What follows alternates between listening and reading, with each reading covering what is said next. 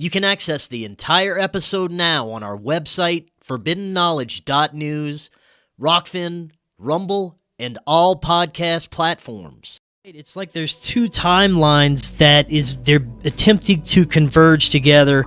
We have our natural evolution state that just would naturally occur with nature, where we are naturally telepathic and we have great consciousness abilities, and that continues to grow stronger because we evolve naturally. And then they have the other side that believes that we need to be forcibly evolved through technology and all these other occult interminglings, and that we need to become this perfect human by being upgraded in a sense. And you can see just by taking a step back and looking at everything that there are definitely two different realities that are being attempted to converge together.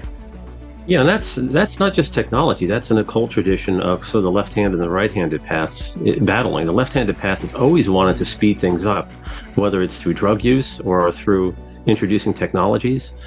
Again, part of Steiner's his history is that there have been previous attempts to introduce technology before man was ready, and that those were sort of avoided or beaten down by various means. And this is the latest attempt and most successful attempt to introduce technologies before we have the moral capacity to really manage them, or the understanding of even really what they are and how dangerous they can be. So this is not a new phenomenon, just a 21st century phenomenon. And that's... Let's get into what you think, what your insights into UFOs are. What could these possibly be? Why now is our government and military-industrial complex and mainstream media openly discussing this? Is there a timeline that they know about? Are they trying to get ahead of something? Are they trying to introduce some new technologies in a certain way? Or is there really a threat from a non-human intelligence? There's so many things that could be going on with this, on top of many believe we're headed towards a blue beam type fake alien invasion situation. All possibilities. Mm-hmm. Yeah, I think that I wish I knew the answer to that one. Yeah, I think that there are three potential scenarios that the intelligence community, the alphabet communities, are going to put forth. One is the false flag alien invasion piece. The other is Space Brothers piece, where we have these.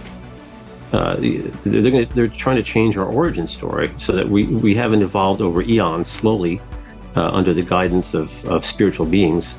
Aliens came down and hybridized humans, and that we're just descended from apes. They took apes and modified us and turned us into what we are now. That's a very dangerous scenario, and that takes away the divinity of humanity, and that then could be used. Okay, now the Space Brothers have returned, which is part of the whole Anunnaki stuff. Sitchin and all that stuff is kind of dangerous to me because it changes the origins of humanity. And then let's say we have this leadership in this world that wants to take over. They could claim, okay, we're the bloodlines of these aliens.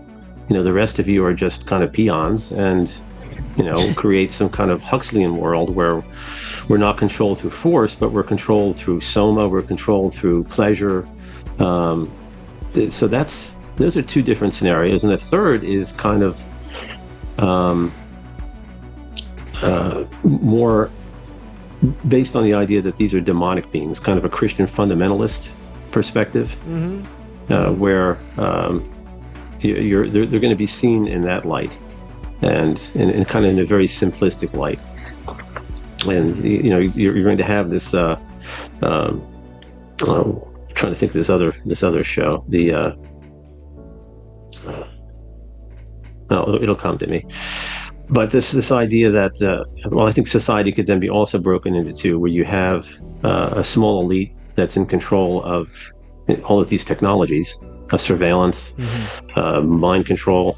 And the rest of us, or the rest of humanity, is going to be fed some sort of very basic fundamentalist idea of how the universe works, and just be told that these beings are demonic in nature.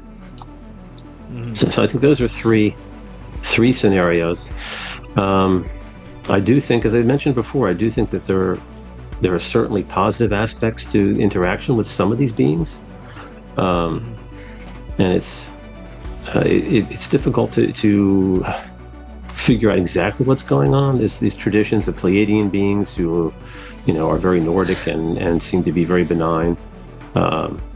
There's a lot of misinformation and infiltration right now, especially from within the intelligence community inserted into the UFO community intentionally. And we have folks coming in here to just muddy the waters, spread all kinds of disinformation and fantasies. Mm-hmm. That way it's even more difficult to even attempt to get to the truth.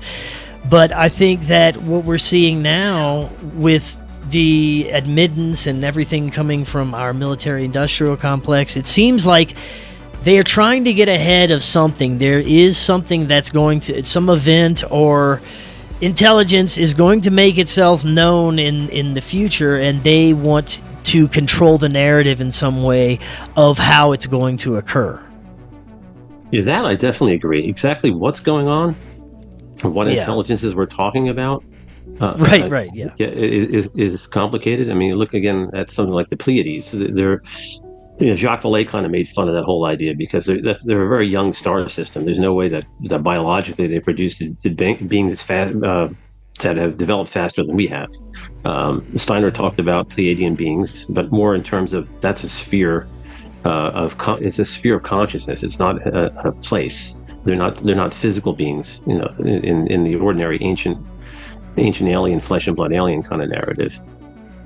This tremendous amount of disinformation coming from the intelligence agencies that are muddying the waters. It's a CIA, wall of mirrors kind of thing where you don't know what's real and what's not.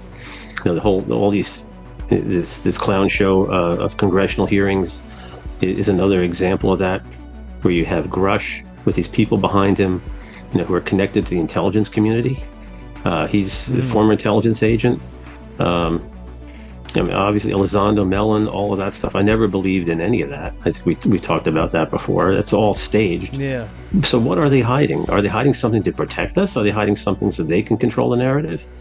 Now, there's one more scenario that I want to get your insights into that we haven't covered.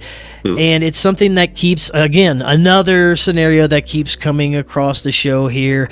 And it's very intriguing to me and keeps pushing these little buttons in the back of my head to keep looking towards it. The possibility that what we're experiencing now is like you said, a matrix or a biological matrix. But what if we created it because it's our way of experiencing?